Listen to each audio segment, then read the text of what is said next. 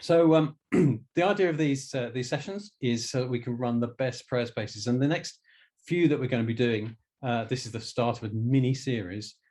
These are going to be helping us to understand, if you like, some of the theology, some of the background to what makes prayer spaces really, really work. As I said, all the previous sessions have been recorded and they are on the website. And I'm going to do a sneaky thing here and go dee, dee, dee, dee, and type my message in there. Da, da, da. So there's the link for all of the previous sessions that we've done. Well, actually, I can only find, is there 6? Anyway, 7, something like that. If that's not enough for you, then you could go here, which is on the website, which is where all the resources are. So there are links to all of the training sessions that we've done on our resources page on the website. So you can go and have a look there. And there's stuff about creating great prayer activities, which is really good fun. Prayer spaces and recovery, which is something that we're still thinking about at the moment, helping young people to come through the last year and a half. We did one on top tips, which is great. If you were going to go and have a look at one of them, go and have a look at that one. Loads of top tips. And forming a team, so how to get a good team together. So that's on there as well. And so tonight, as I said, this new series that we're going to do on the theology of prayer spaces, picking up on the idea of relational spirituality, which was something that we explored through the research project that we ran in 2017. And that's on the website. Go and find the page that says research, and you can download those research projects, the research documents. They're really, really good.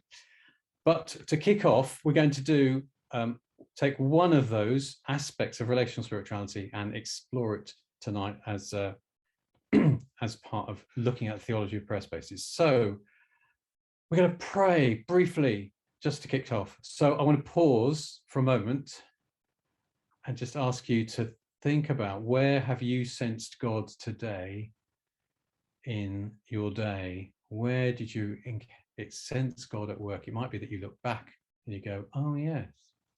Or it might be you knew that moment in that time. Where was that moment? Psalmist says this: is there any place I can go to avoid your spirit, to be out of your sight? If I climb to the sky, you're there. If I go underground, you're there.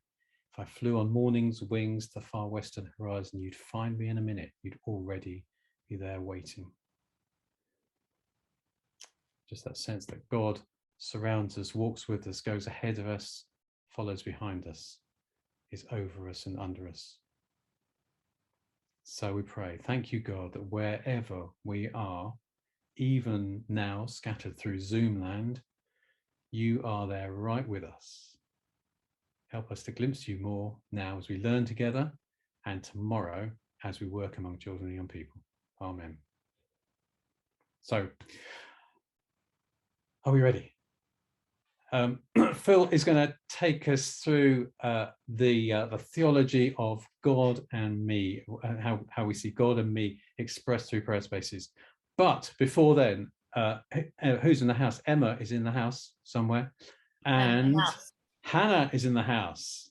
And so we're going to hear from Emma and Hannah from Northern Ireland. Welcome, welcome, welcome. Over to you. Hello everyone, I'm Emma. I oversee the Prayer Spaces in Ireland team and all the ongoings here, and Hannah, the lovely Hannah, is one of our networkers amongst many things. She's going to introduce herself and tell us a wee bit about a prayer space that she ran last term. So Hannah, hello. Hey. Would you like to tell everyone who you are and kind of what your role is, what you do? Yeah, so I'm Hannah. I am in Northern Ireland. I'm going to try my best to speak slowly. Phil has me well warned, but if I start to go fast, I'll soon be told. We'll try and keep it slow. But I am a youth and kids pastor in a church in Craigavon, which is kind of in the centre of Northern Ireland, I guess. And I also do some substitute teaching on the side. So then I got an opportunity while I was subbing in a school towards the end of the summer term there. I got the opportunity to do a prayer space and jumped on it, obviously, being the prayer space networker that I am. So yeah, definitely jumped on that, and yeah, did a wee prayer space, like a one-day one, just with some kids that I had been teaching there. Yeah, man, it was great. Hannah literally had a great time. So do you want to tell us how you went about that? So you were obviously working in the school just as a sub teacher, just doing some stuff with some students. So how did you get from sub teaching to running a wee prayer space? Yeah, so I was in the school doing subbing here in Northern Ireland. They've done funding kind of for post-COVID, kind of looking at, so that it's to focus on pastoral literacy and numeracy. So the original plan was that I would be in the school doing literacy, and taking out the kids that were kind of underachieving, were just a wee bit behind where they should have been, kind of after lockdown and that, and just trying to kind of bring them along a wee bit. And what we found was that the kids just were struggling to actually engage with the literacy. They were coming into me, and just looking at the page of work in front of them, they were like bursting into tears. And like, I wouldn't have even said anything yet, and these kids were just so overwhelmed and panicking, and it just was happening day after day after day, where just kids were just not coping with work. And so chatted with the principal about what we do. I was like, I'm not really getting to teach them literacy here, because they're just not in a confident enough space to be able to think about work right now, because they're just so overwhelmed with everything that's going on. And so the principal's like, well, we can also cover pastoral stuff with this funding, so maybe it would be good just to take some time to do some stuff around their self-esteem. And I was like, well, funny you should say that. I have an idea. And suggested doing a prayer space. And the principal was kind of, oh, I'm not sure about this. Like, you could see her sort of thinking, what is she thinking of doing here? But it was actually a Church of Ireland school. So I knew there was an easy way in there to kind of be like, this will work with your like Christian ethos of the school as well. And so she gave me free rein and let me do it, albeit she was very not sure about this. And so we decided that the next day I would do it. So we had like one day to kind of, I was like messaging Emma in between classes and be like, Emma, I'm going to do a prayer space tomorrow. Can we like make this happen quickly? Hannah asked for my advice, but I actually had no time to help her. So she just did it all on her own, really. So yeah, but you were there to help me like bounce ideas off and everything, which was what I needed. And so thankfully, having done prayer spaces like countless times before, I had my box of stuff, so I was able to kind of rummage through, like work out what I had already and do a really quick Tesco shop that evening for the remaining stuff. But I had a look at the like the prayer space website, which, see that new website, incredible. It's so good. So it was really handy just to be able to like search through, because I was like, right, confidence, self-esteem, those are the things I need to look for, their mental health kind of things, and thinking through their thoughts and their emotions, and just looking like sort of picking out what was going to work for us, which was great. So it was really handy and easy to do that. Worked through kind of the activities that would work well with our group, and then had to think of, okay, how do I make this COVID safe? So was that hard, Hannah, making it COVID safe, or was that an easy step for you just to? I think initially I was kind of like, oh no, like how do you do this? Because I'm so used to like making really quite beautiful spaces and things, and I knew that it probably wasn't going to be possible to do that apart from I had a day. So I was thinking through, well, what can I do in this, and how can I make this accessible and COVID safe? So Emma, you were great at kind of helping me think through that. And I just kind of had like separate little things. So like we did for example, the like worry bubbles activity. So having each kid got their own wee thing of bubbles. Like I put out fresh paper for each activity, like each session, fresh. Like there's hand sanitizer at each wee station. Like I had about, I think it was 7 stations in the room, and just having like those wee things, like they got love hearts away with them, and they got obviously their own packet of that. So it was just thinking through those wee things that were going to make it easy, and then wiping down surfaces in between. So I think I guess I was quite overwhelmed initially, but then it was actually quite easy. And your group were all in the same bubble as well, which obviously helps. So you're working with the school, you're able to come to some arrangement. So can you tell any stories, just some quick stories, any highlights, what stood out from the day that you ran with these young people? Yeah, I think the big highlight was I had one kid who literally every lesson with me was in tears over something, whether it was just getting overwhelmed with work, feeling like he just didn't know how to do stuff. And he just, was really struggling every single day. And he, at the end of the prayer space, he turned around to me and he's like, I feel strong inside, like having done all these wee activities. And he and as if that was enough in itself nearly, but then actually the next day we're sitting doing literacy and he's speaking up for the first time, offering answers for the first time. He's actually feeling like, yeah, I can do this work. Okay. And even I was in the school just last week subbing again, and I had some of those kids in my class, and it's phenomenal actually to see how there is actually a tangible difference in how they're engaging in school. So that's been really incredible for me, I guess. That's great. I actually wrote down some of my quotes that I would remember, because I'm not the best with the whole memory. But I had one kid who actually has had serious mental health problems over the last year during COVID, got really depressed and actually got quite suicidal. And these are primary school kids. Wow. And he came back, he said at the end of it, I've learned to be brave when I'm doing my work. And he we had a wee moment. We did the mirrors station where they there's all the words that describe what they're about how they're amazing and fearfully and wonderfully made, and kind of reminding them that they're loved. And that kid said, during COVID I got to a really dark place, but I feel now actually I do have people around me who love me and are there for me, and if that's what that kid takes away, isn't that incredible? So just loads of wee stories like that. Another kid saying that he had anger issues and he felt like he'd been able to let go of his anger. All from one day, just one day of setting up a prayer room. At the end of it, Hannah, me and Hannah were texting, and she just texted me saying, I actually forget that this is the impact this has on our schools and young people. I've run this all the time, but even I kind of was amazed that, actually we really do need these. And it was a great wee time. And so, Hannah, just any tips or advice for anyone right now sitting in their houses, in their bedrooms, wherever they might be, drinking their tea, what advice would you give them? So we top tip.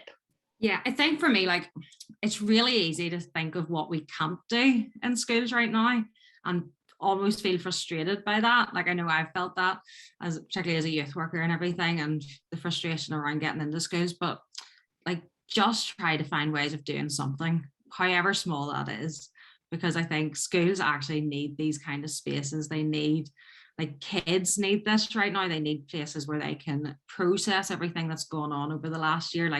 I know me as a 30-year-old needs that.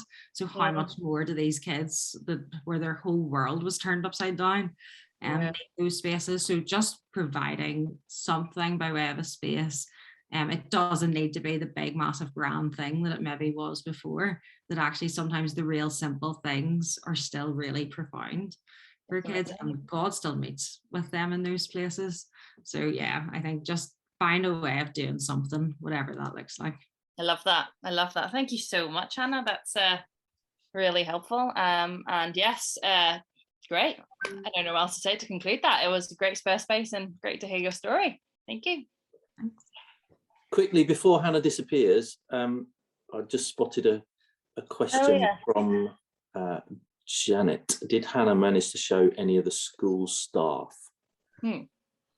Yeah, so the principal came down to check out what this crazy prayer space thing that I was doing was, and she loved it and was like, oh my, this is amazing. And she was reading some of the wee prayers that the kids were writing, and I was like, I'm a way to get Jude, or well-being staff member, to come look at this. So she ran and got Jude, and Jude's what, and she's like, where did you get these ideas from? And I was like, well, wait till you hear about prayer spaces in school. And so it's been amazing, and the school have me booked in again to do that engaged program, and actually we've set aside 2 days to do that kind of stuff. I'm going to do a prayer space for 2 days again, so that's happening next month. Amazing. Great. Wow. I don't know who I'm handing over to now. Maybe Phil. Any more questions for Hannah? Of anyone? Yeah, great. Thank you so much, Hannah, Emma. Thank you for sharing your story with us. That's great. Right, we're going to hand over to Phil, who's going to help us to think about some of the theology behind prayer spaces in schools, and this grew out of our research project in 2017, and that's sort of 4 dimensions of relational spirituality. So I'm going to hand over to Phil. Where you go. Fabulous. Thank you so much, Hannah. That was absolutely amazing. The theology of prayer spaces. I'm just going to try and explain some of where we feel we're at with prayer spaces in schools after 12, 13 years now of these creative places, these funny little things, whether they run for a day or for a week or permanently, as some seem to be doing now. Over the years, what we've tried to do is reflect on what is happening within these prayer spaces and what do they say about the nature and the purposes of God? What is being revealed about the nature and the purposes of God through them? Now, just by way of disclaimer, theology is always provisional. What we understand about the nature and the purposes of God is always in part, and it's always evolving and growing. And so that's the reason for the little A in brackets there. These are the things that as a team we've kind of felt are important about the way prayer spaces work and what they are and how they reflect the nature and the purposes of God. But there may well be some other things that you observe and that emerge over time. So that's the disclaimer. There's 5 things that I'm going to say really briefly. The first is this, and these are essential to every prayer space that we host, whether they run for a day, a week, or permanently. First is this. I hope that this will make sense as we build up. The first is this: God made everyone spiritual. Being spiritual is an essential part of every human being. When we go and host prayer spaces or do anything else as Christians, as the church, we're not depositing spirituality in people's lives. It's already an essential part of who they are. In some traditions, it's kind of described perhaps as the imago Dei or imago Dei, or however you want to pronounce that, the image and likeness of God in each and every person. Some of you may be familiar with Richard Rohr, the Catholic writer, and he says this: we are not so much human beings trying to become spiritual, we are already inherently spiritual beings, and our job is to learn how to be good humans. Which I quite like that idea, that we're discovering how to express good humanity to one another, but we are essentially spiritual beings. So every child and young person that we meet in a school, every child and young person who comes to visit a prayer space, there's a spiritual core within them. I love the way that Eugene Peterson translates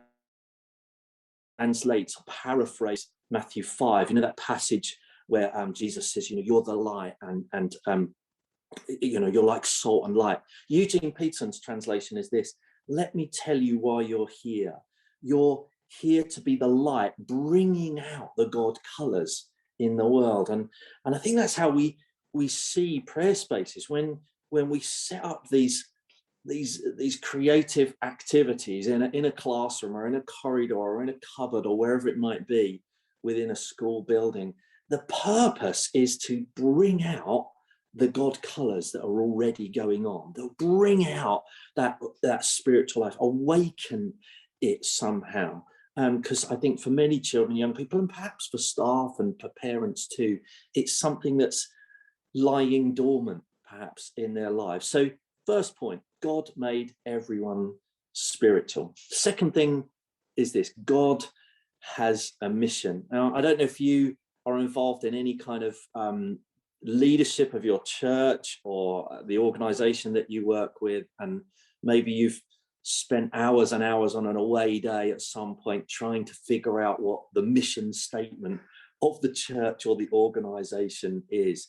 Sometimes I think we can spend huge amounts of time trying to come up with our unique mission, and we miss that God has a mission, and it supersedes all of ours, and God generously invites us to join in with God's own mission. In some traditions, that would be called the Missio Dei, the mission of God. I think we feel, in terms of prayer spaces in schools, the aspect, the way that of seeing God's mission expressed that resonates the strongest is in this word reconciliation. God's purpose, we read it in Paul's letter to the Colossians, is to reconcile all things. And everything that we do in prayer spaces in schools is all essentially about reconciliation.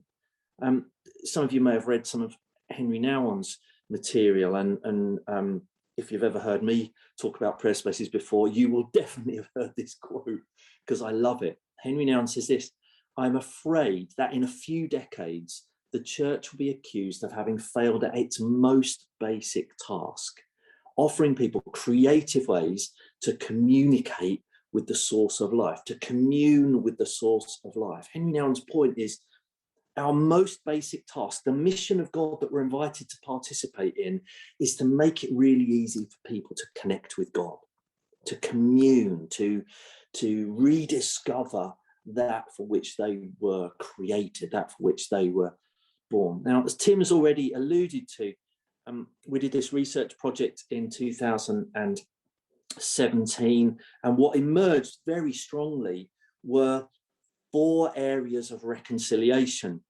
and this is one way to describe them. And this is what we think prayer spaces do. This is what the prayer activities in every prayer space are designed to do. Number 1, to help people love themselves, to help them receive themselves, to be reconciled to themselves, to help them with their self-esteem, their mental health, as Hannah was already talking about. Those of you who are working closely with children and young people at the moment, you will know the impact that coronavirus has had. But even before then, well-being and mental health were big issues for children and young people. And so a whole bunch of our activities in prayer spaces in schools are specifically designed to help children and young people love themselves. Hannah mentioned the mirrors activity. I'm sure those of you who've been running prayer spaces will have used activities that involve mirrors and try and encourage children and young people to see themselves more positively. I know when Tim's talked about his prayer spaces, he often says that the young people in some of the secondary schools that he's worked in, they kind of walk away from those activities walking taller because they have seen themselves in a more positive way. The second area of this reconciliation is to help children and young people love others, to restore broken relationships, to overcome conflict. So there are lots of activities about saying sorry and offering forgiveness. And Jane Whittington's here tonight. One of her prayer activities is the reconciliation zips. As we do up this little zip, you think of a relationship, perhaps one of our own, that's broken, that has been sort of separated, and we pray for reconciliation. We ask God to help us restore that relationship. So lots of the activities are about relationships. The third area is this reconciliation with the world. It's a key part of our stewardship identity. It's there right at the beginning of the Bible in Genesis, that we are called to participate in a reconciliation in the world, which is why we get involved in issues of injustice, which is why the environment matters. Christians should be at the forefront of this. And so that's the reason why there's a whole bunch of our prayer activities that are specifically designed around tackling injustice. We'll mention this a little bit later, but we've got the COP26 conference coming up soon in Glasgow, first week of November. Tier Fund and all sorts of organisations will be producing resources, and you may have seen that Laura's been sharing some of our prayer activities around injustice to use at that time. And you'll know this, children and young people are very tuned into this. And I'm convinced it's part of the image of God in them, the yearning of God for justice. Seek first my kingdom and my righteousness, my justice, it says in some translations of that verse. And so a whole bunch of our activities are about that. And then the fourth area, and this is the one we're focusing on tonight, is reconciliation with God. So some of our activities are deliberately designed around that. And here's a few examples. This is a reconciliation with myself reflection that a child made having visited a prayer space. It made me feel good about myself.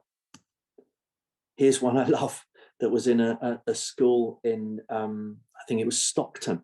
I forgave someone the other day in here, and today we're mates. Reconciliation. This was an activity called lifeboats, or refugee lifeboats, or something like that, and it's to do with refugees that were kind of risking their lives to head across the Mediterranean. And we saw all that on our TV screens a few years ago, and it's still an issue today, isn't it? And so students were writing prayers on little luggage tags and tying them to this lifeboat as their prayers, their response to that issue of injustice. I love this little prayer that I spotted in my photo box earlier. Forgive, should be a me in this, and forgive me for what I've done. I want friendship back in my heart because right now it's empty. Prayer spaces are great places for reconciliation in all these different areas. Third area, rattling through this really quickly, but prayer spaces are hospitable. One of the important theological statements about prayer spaces in schools are that God welcomes everyone. Now, we often get asked this question: are prayer spaces in schools multi-faith? And our response is nearly always, it depends what you mean by that. If you mean, does a prayer space contain examples of the ways that people from all sorts of different religions pray as a way of comparison and what have you? No, that's not what a prayer space does. And in fact, that wouldn't really be welcoming to everyone. It would welcome certain people to certain parts of the room.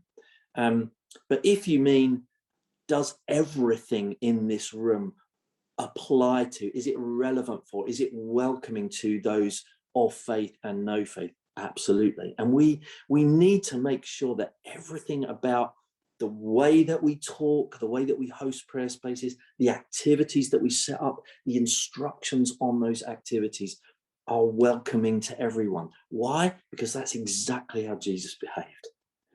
Jesus's communication with everyone was, come follow me, you're welcome, come and join in, come and participate. God is hospitable, and our prayer spaces need to be hospitable too. I love this little prayer from a pupil in a prayer space in Romford. I didn't realize that God loves you even if you aren't a Christian. I love it, but I'm also concerned about where did they pick up the idea that God doesn't love you if you're not a Christian. Perhaps that's the message that sometimes we communicate as a church. Prayer spaces need to be hospitable, and that's why we've deliberately designed every activity, the instructions on those activities, to be an invitation to participate. The fourth area is God hears and God cares. This is a really important part about our theology. It's how we perceive and understand the nature and the purposes of God.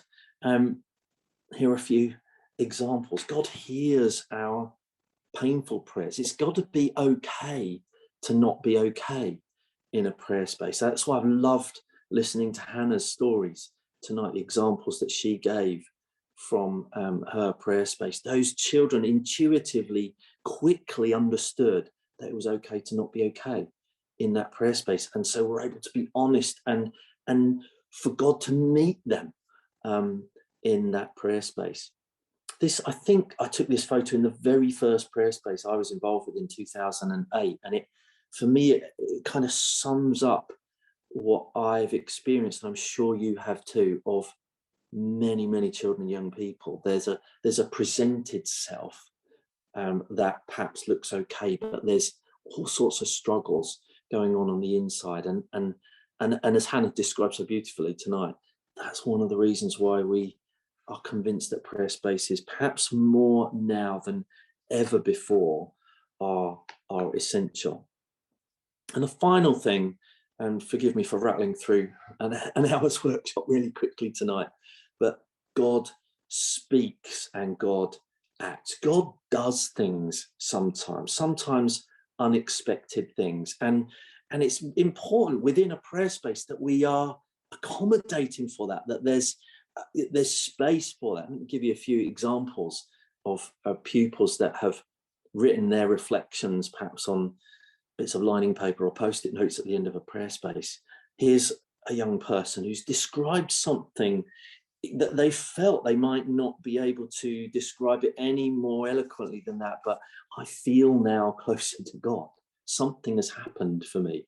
I love this one. This is from a primary school prayer space. I don't know if you can read that. It says, it was really fun. It made me see God everywhere I look. What extraordinary statement. God has spoken to me. I don't know what it was that God said to that child, but there was something of their experience of that prayer space where they felt God had spoken to them. Sometimes for young people and children, they might not have faith, but they feel something that they can't explain any other way. So I love this. The forgiveness table was weird because I felt funny when tearing it up. I'm pretty sure that was a write your sorry on a or whatever it is that you want to let go of on a bit of paper and then tear it up and put it in a bin. That child experienced something, felt something visceral. There was something, God acted in that moment. I don't know if any of you are still on Twitter. Twitter seems to have faded a little bit these days. So Instagram seems to have taken over. But a few years back, we received this pair of tweets from someone, and the first tweet left us on a bit of a cliffhanger. Hi, thanks to you all for your amazing ideas. Pupil has had a bad skin rash, allergies for 2 weeks. He walked in with a rash, prayed on her, and then we had to wait for a few seconds before post it for it to go, as it made him feel sad. He left with no rash. Miracle? Coincidence? But he's a very happy boy. No one prayed for this little boy. He wrote something on a post-it note.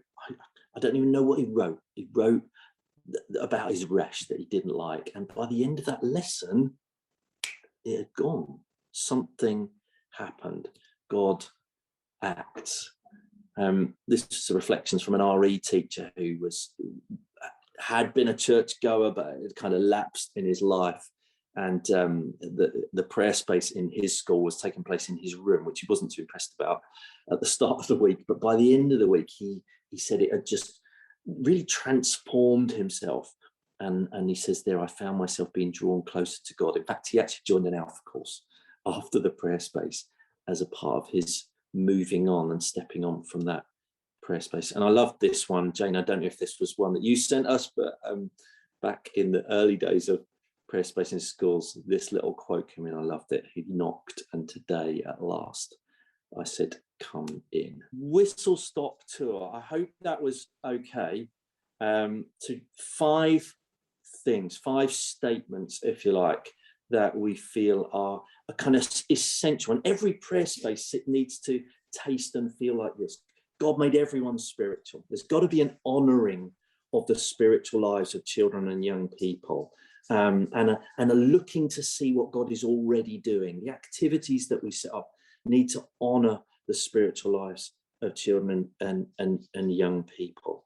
What was our second one? God's got a mission. We're joining in with something. We never get to take Jesus into a school. Jesus is always already at work in the lives of every single person that we get to meet.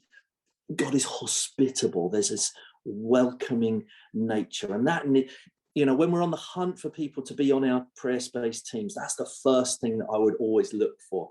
I'm looking for hospitable people who are great at welcoming. And then there's this pair.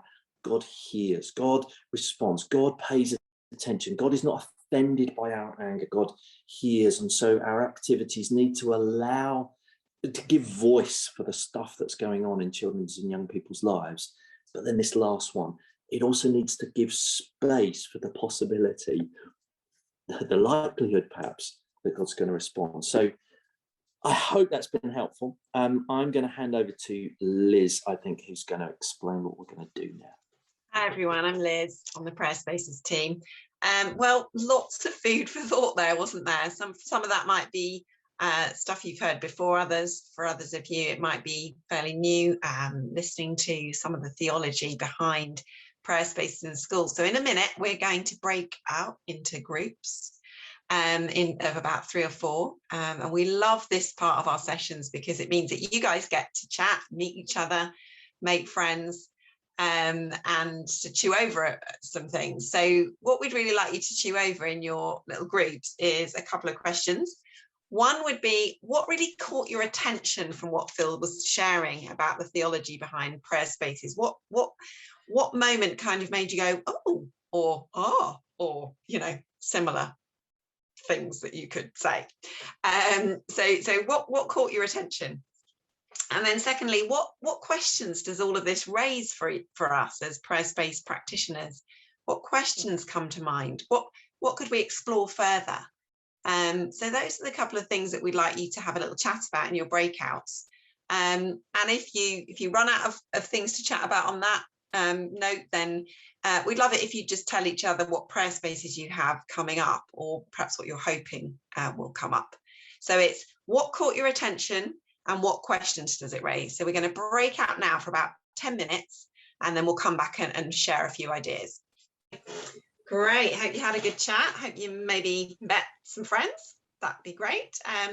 So it's just a moment really to have a think about, to share anything that was shared in your groups, or something that's on your mind that you didn't get a chance to share, around what caught your attention, or if there's anything else that you particularly would like to share with the group that would be helpful that was chatted about in your group. So let's get started with, I'm gonna actually pick on a few people, if that's okay, because we're short of time. I wonder if anyone from, because I've got the problem where I can only see a few people at a time.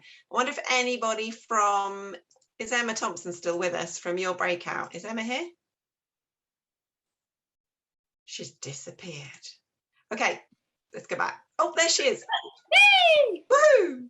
Anything from your breakout, Emma, that you could share that's encouraging or thoughtful, thought-provoking?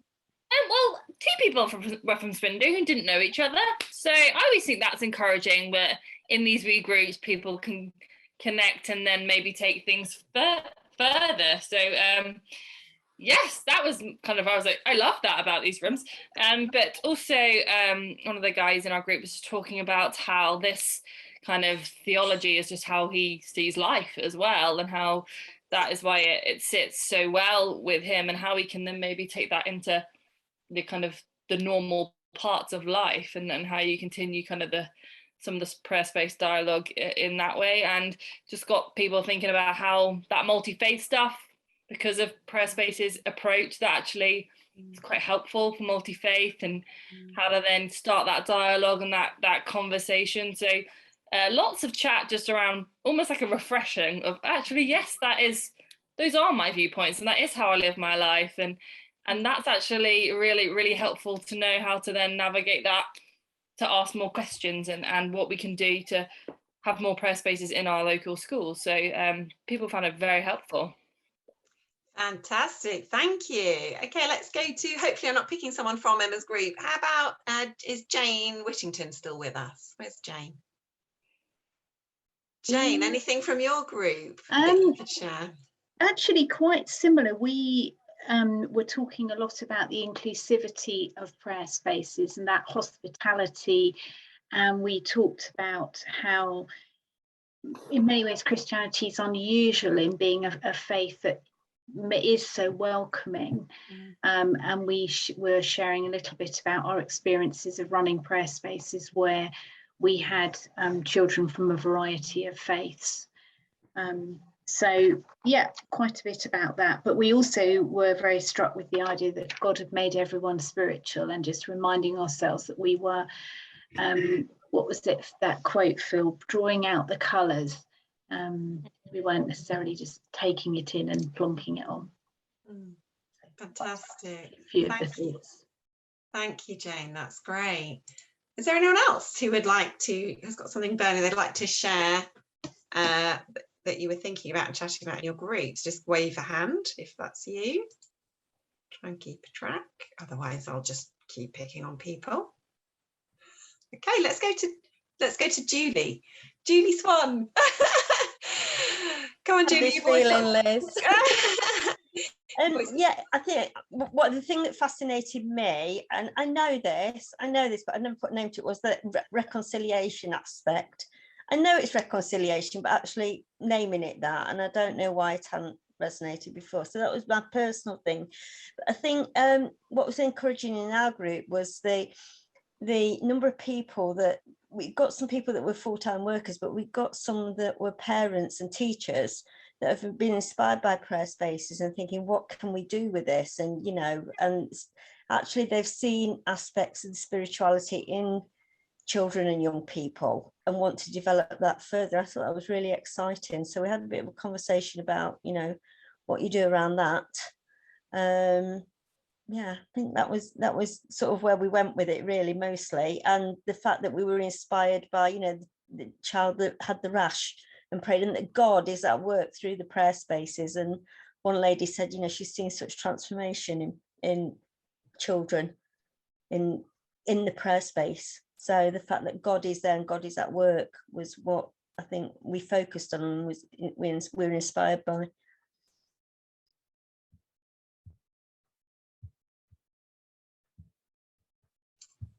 Hi everyone, I'm sorry I dropped out there. I don't know if you noticed. So I think what Julie shared was probably great. I just didn't hear any of it. Sorry about that. Thanks, Julie. Okay, great. We've got time for maybe one more share. Is there anyone who's bursting to share something? It'd be great to hear. Yes, Maureen, thank you. Would you like to unmute?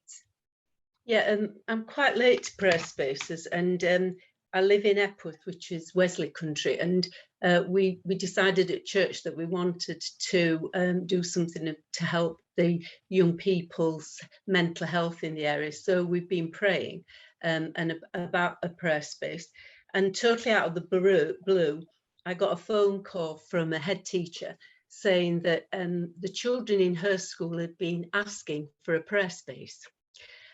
Yeah, and would we go in and do one?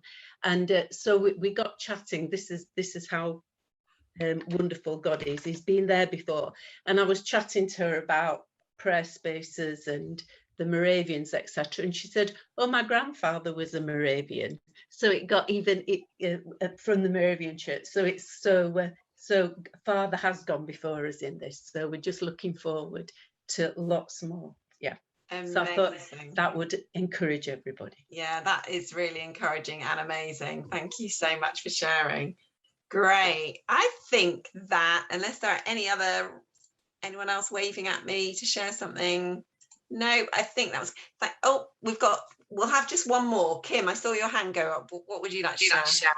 I was just reflecting kind of 360 on the evening, listening to that story of, was it Hannah, when she was talking about how she had one day to create this prayer space.